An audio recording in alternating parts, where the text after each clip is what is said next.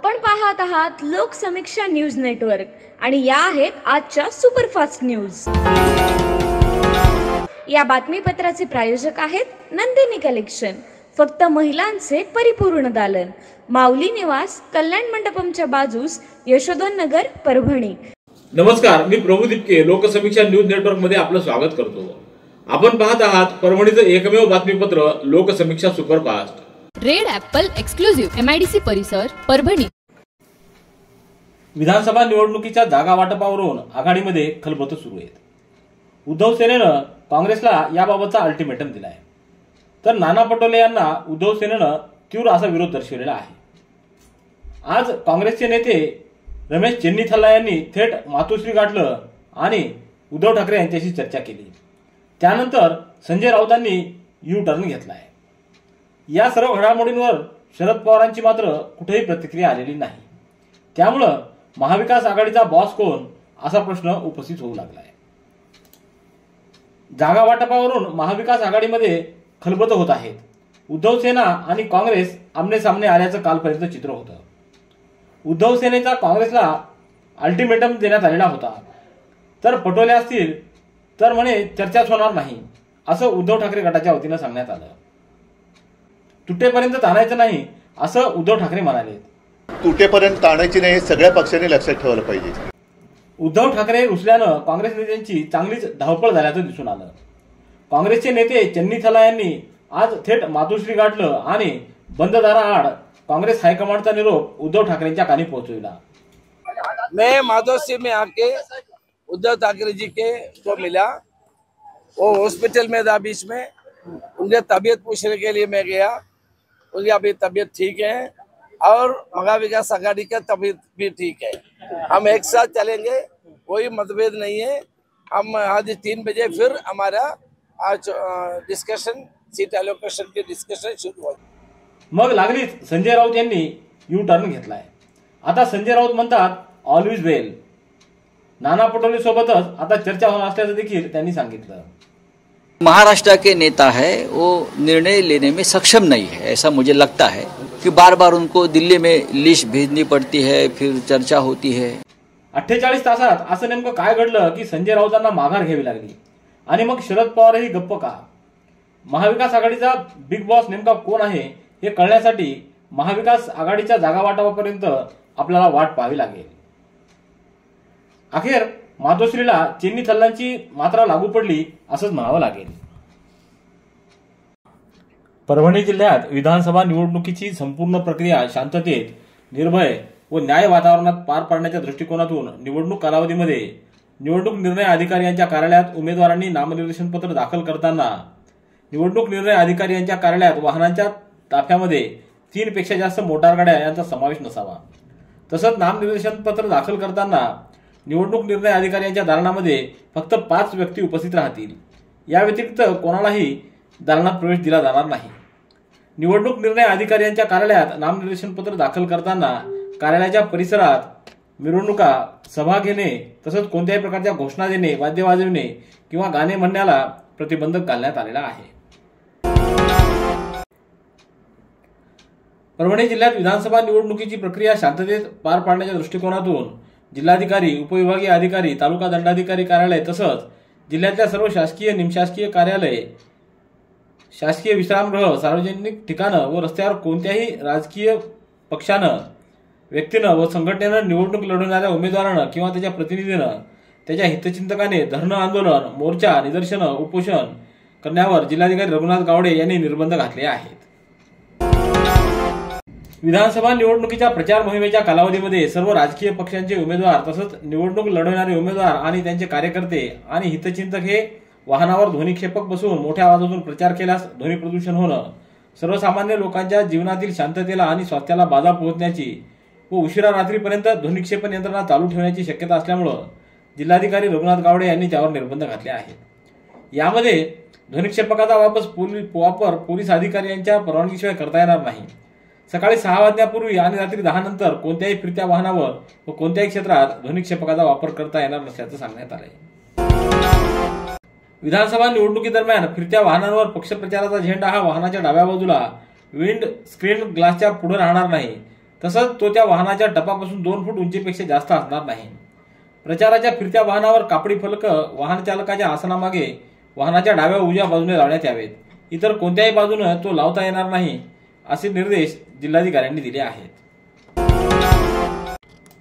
विधानसभा निवडणुकीची संपूर्ण प्रक्रिया शांततेत पार पाडण्याच्या दृष्टिकोनातून राजकीय पक्षांनी निवडणूक लढवणाऱ्या उमेदवारांनी किंवा त्यांच्या प्रतिनिधींनी आणि त्यांच्या हितचिंतकाने सार्वजनिक इमारतीच्या ठिकाणी व सार्वजनिक रस्त्यावर निवडणुकीसंबंधी poster, banner, pamphlet, cutout, hoardings, कमानी लावणं या व इतर बाबीमुळे रहदारीला अडचण निर्माण होऊ शकेल किंवा अपघात होण्याची शक्यता नाकारता येत नसल्यामुळे त्यावर जिल्हाधिकारी रघुनाथ गावडे यांनी निर्बंध घातले आहेत. गुडघे दुखत आहेत, आता काळजी नको. आयुर्वेदिक उपचाराने गुडघ्यावर उपचार करा आणि जगा आनंदी आयुष्य. बालाजी आयुर्वेदिक निसर्गोपचार केंद्र, तलाठी कार्यालयाच्या पाठीमागे, वसमत रोड, परभणी. संपर्क डॉक्टर गोविंद कामटे. मोबाईल क्रमांक 9923300914. विधानसभेची आचारसंहिता लागू झाली असून व्यक्ती, संस्था यांच्याकडून मोठ्या प्रमाणात अनधिकृत होर्डिंग, बॅनर, पोस्टर व जाहिराती लावून शहराचं विद्रुपीकरण करण्यात येतं. तसंच निवडणूक कालावधीत राजकीय पक्ष अथवा पक्षाशी संबंधित व्यक्ती, संस्था यांच्याकडून होर्डिंग, बॅनर, पोस्टर आणि भिंतीवर जाहिराती लावून विद्रुपी करण्याची शक्यता नाकारता येत नाही. निवडणूक आयोगानं मालमत्ता विद्रुपीकरण करण्यास प्रतिबंध करण्यासंबंधी दिलेल्या आदेशाचं काटेकोरपणे पालन करण्याबाबतच्या सूचना केल्यानुसार महापालिका, नगरपालिका व ग्रामीण भागात निवडणुकीच्या कालावधीत होर्डिंग, बॅनर, पोस्टर व भिंतीवर जाहिरात प्रदर्शित करताना पूर्व परवानगी घेणं बंधनकारक असल्याचं जिल्हाधिकाऱ्यांनी सांगितलंय. परभणी जिल्ह्यातील विधानसभा निवडणुकीची प्रक्रिया शांततेत पार पाडावी या दृष्टिकोनातून राजकीय पक्ष व निवडणूक लढवणाऱ्या उमेदवार किंवा त्यांच्या प्रतिनिधींनी निवडणुकीच्या प्रचारासाठी झेंड्याच्या काठ्या उभारणे, कापडी फलक लावणे, भित्तीपत्रक लावणे, घोषणा लिहिणे इत्यादीकरिता कोणत्याही व्यक्तीची जागा, इमारत, आवार, भिंती इत्यादीवर संबंधित मालकाच्या परवानगीशिवाय व संबंधित परवाना प्राधिकरणाच्या परवानगीशिवाय वापर करण्यास जिल्हाधिकारी रघुनाथ गावडे यांनी निर्बंध घातले आहेत. येलदरीच्या जलाशयातून आज दुपारी 4 वाजेपासून पूर्णा नदीच्या पात्रामध्ये पुन्हा पाण्याचा विसर्ग सुरू करण्यात आला आहे. येलदरी जलाशयावरील खडकपूर्णा प्रकल्पात मोठ्या प्रमाणावर पाण्याची आवक सुरू आहे. त्यामुळे खडकपूर्णा प्रकल्पातून पूर्णा नदीच्या पात्रामध्ये मोठ्या प्रमाणावर पाण्याचा विसर्ग सुरू करण्यात आला आहे. त्याचा परिणाम येलदरी जलाशयात पाण्याची आवक दिवसेंदिवस वाढत होती. या पार्श्वभूमीवर पूर्णा पाटबंधारे प्रकल्पाच्या अधिकाऱ्यांनी आज दुपारी 4 वाजेच्या सुमाराला येलदरी जलाशयाचे 6 गेट अर्ध्या मीटरनं उचलण्याचा निर्णय घेतला आहे. पाठोपाठ गेट क्रमांक 2, 3, 4, 7, 8 आणि 9 हे दरवाजे उचलण्यात आले आहेत. सद्यस्थितीत वीज निर्मिती केंद्रातून 3 टर्बाईन 2600 व स्पाईलवे गेट क्रमांक 1, 5, 6 आणि 10 द्वारे 8440 क्युसेक्स पाण्याचा विसर्ग सुरू आहे. या जलाशयातून पाण्याचा होणारा विसर्ग ओळखून पूर्णा नदी काठावरील ग्रामस्थांनी सतर्क राहावं असं आवाहन करण्यात आलंय. परभणी शहरातल्या कादराबाद प्लॉट परिसरात दहशतवाद विरोधी शाखेचे अधिकारी व अंमलदार यांच्या पथकानं 18 ऑक्टोबर रोजी सापळा रचून 2 आरोपींना गावठी पिस्टलसह ताब्यात घेतलं.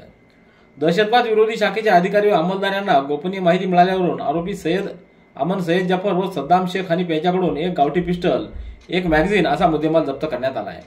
अमन याच्याकडे गावठी पिस्टल आहे आणि तो सध्या कुदरती हॉटेल कादराबाद प्लॉट जवळ इथं उभा आहे.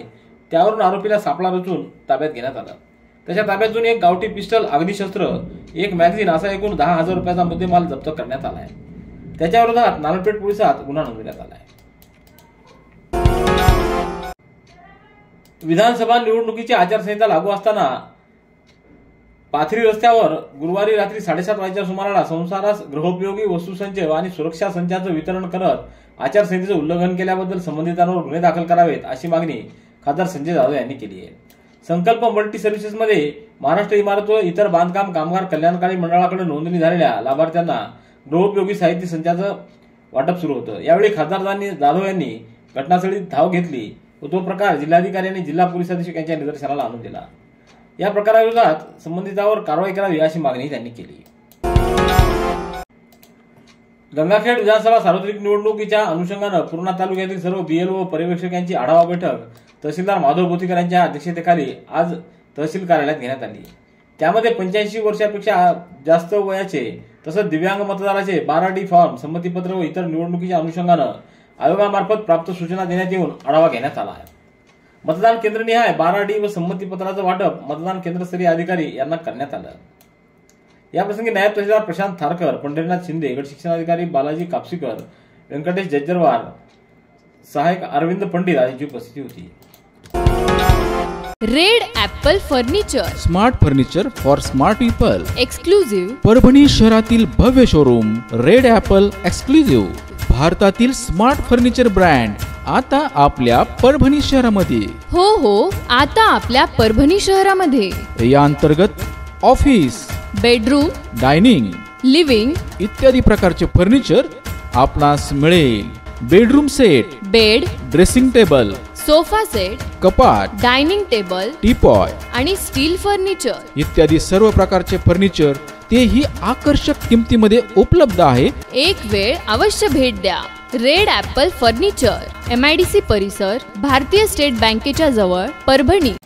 निवडणुकीचं काम हे राष्ट्रहिताचं काम आहे आणि हे काम शिक्षक प्रामाणिकपणे करत असतात. परंतु निवडणूक काळात शिक्षक बंधू भगिनींना अनेक समस्यांना सामोरं जावं लागतं.